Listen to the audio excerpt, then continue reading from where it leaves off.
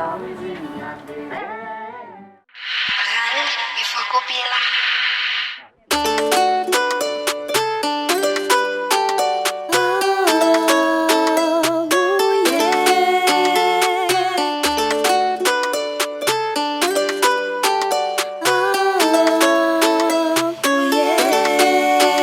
Nanana tena hoe le fitiavana nomeny a ankehitriny anao tsy tsarontsony fa anaka fanjereny a isan'andro efa ranomasony ainana hoe kavalomony tantarany anaka fandray manorina vaovao hoe nefa tsarovy fa raha tena ty izy tsy ampitsaly ka velao izy hoany fasandray hoany fona no arary ekekeo mangidy ekekeo marary saingy anao ve tsy le tomany efa fahoantsainao no momba azy enao ankeo a tsy voasazy aneka fa mitady de avelao izy hoandra tsy tamany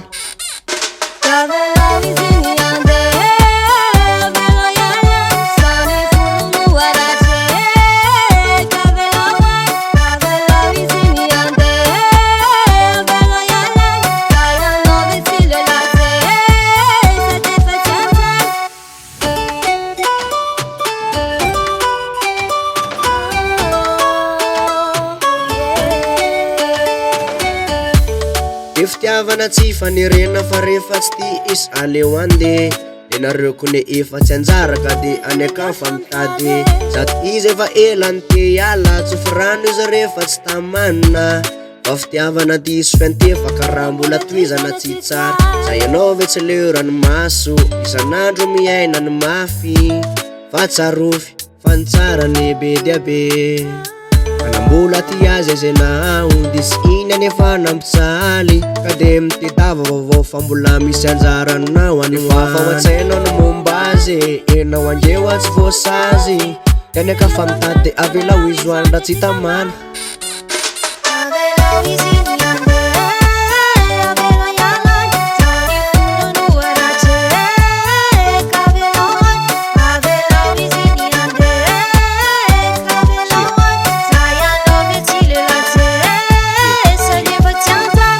rehefa fitiavana tsy totosa fa tsy aleo borikeny fa enao koa ny tsy ratsy kaza mampijaly teny fa fitifendramaso zany aleo ihany tsy manana aleo fampitsodrany mifandray tomponamana efa aiko fa marary fa tony alony fo fa taovatsaina foana miala ray miditra roa de raha mbola eto tany samy manana ny anjarany fa inona mpitsaly fa ohatra amin'ny anarany ka aza malahelo an'izay bandy ray sy roa fa ray sy eto tandry fiaritsy anjara ihany koa ka ny akafandray manorona ny tsara ny aiko maro fa ray feninandratra folo mety hitsabo ka leo andeha fefasay ho any safitiny fity tsy fanerena mbola hoafony mangidiny de riny mbola nenina kitodikody fona fa misay vao tena tsapany mafy samy voatony